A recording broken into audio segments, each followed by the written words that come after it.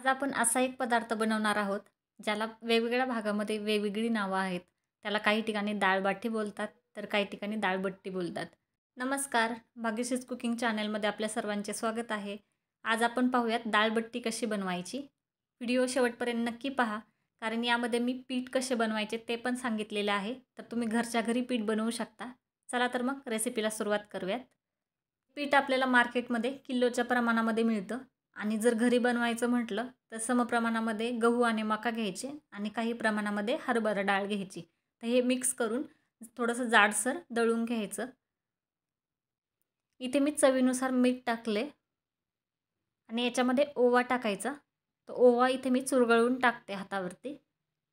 त्यामुळे काय होतं, आपले जे बट्टे आहेत ते आणखीनच चवदार लागतात. आता हे मिक्स करून घ्यायचं व्यवस्थित. आता आपण याच्यामध्ये तेल टाकतोय.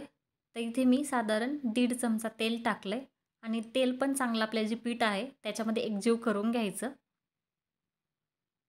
इथे मी थोडासा खाण्याचा सोडा टाकला आहे. त्यामुळे काय होतं, आपले जे बट्टे आहेत ते एकदम खुसखुशीत होतात. आता आपल्याला हे मळून घ्यायचं आहे. त्यासाठी मी थोडं थोडं पाणी करत हे मळून घेते. तर कणिक आपल्याला जास्त पातळ मळायची नाही आहे, जाडसरच ठेवायची. तुम्हाला जर मी बनवलेल्या नवनवीन रेसिपी पाहायला आवडत असतील तर चॅनलला सबस्क्राईब करायला विसरू नका. त्यासाठी तुम्हाला सबस्क्राईब बटनवर क्लिक करावे लागेल आणि त्याचबरोबर बेल आयकॉन पण क्लिक करा, जेणेकरून मी ज्यावेळेस नवीन रेसिपी अपलोड करेल त्याचे नोटिफिकेशन तुम्हाला मिळून जाईल. इथे आपली कणिक पण मळून झालेली आहे. तुम्ही इथे पाहू शकता मी थोडीशी जाडसरच मळलेली आहे. आता याला आपल्याला भिजण्यासाठी 10 ते 15 मिनिट झाकण ठेवून द्यायचं आहे. 15 मिनिट झालेले आहेत आणि आपली कणिक पण व्यवस्थित भिजलेली आहे. आता याचे आपल्याला बट्टे करून घ्यायच्यात. तर मी एकदम सोपी पद्धत दाखवते बट्टे करण्याची.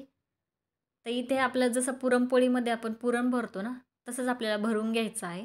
त्यासाठी मी एक गोळा घेतला आहे आणि त्याच्यामध्ये थोडंसं आणखी दुसरं जी कणिक आहे ती कणिक टाकते आणि हे पॅक करून घ्यायचं, जसं आपण पुरणपोळीमधलं पुरण पॅक करतो. इथे आपला पहिला बट्ट्याचा गोळा करून रेडी आहे. तर असेच आपल्याला बाकीचे करून घ्यायचे आहेत. तर इथे उकडण्यासाठी मी पाणी ठेवलेलं आहे कढईमध्ये आणि त्याच्यामध्ये तेल टाकले. तुम्ही हे स्टीम पण करून घेऊ शकता, पण या पद्धतीने आणखीनच चव छान लागते. तर मी हे बट्ट्याचे गोळे या कढईमध्ये टाकून घेते. आता हे गोळे आपल्याला उकडून घ्यायचे आहेत.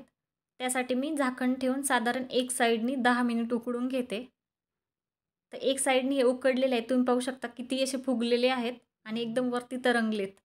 तर हे बट्टे एक साईडनी रेडी आहेत. आता याला दुसऱ्या साईडनी उकडण्यासाठी 10 मिनिट ठेवून दिले.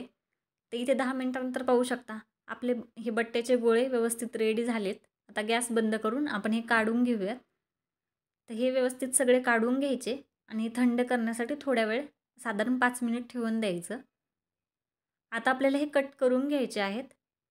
तर कट केल्यानंतर तुम्ही पाहू शकता की एकदम अशा लेअर झालेल्या आहेत. तर तुम्हाला जशा शेपमध्ये हवे असेल तसे तुम्ही कट करून घेऊ शकता.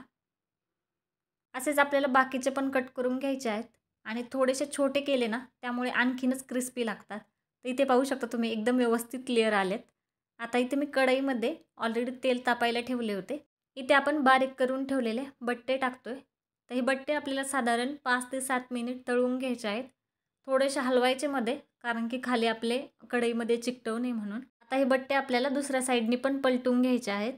तर या साईडनी पण आपल्याला हे छान असे क्रिस्पी तळून घ्यायचे. तुम्ही पाहू शकता आपले बट्टे एकदम व्यवस्थित तळलेत आणि काय मस्त कलर आलेला आहे. तर हे खायला पण एकदम कुरकुरीत लागतात.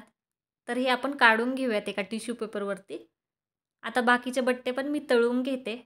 तर तुम्ही या पद्धतीने बट्टे कधी केलेले नसतील तर नक्की करून पहा. एकदम बिस्किटासारखे कुरकुरीत लागतात आणि तुम्ही हे सांबारसोबत सर्व करू शकता.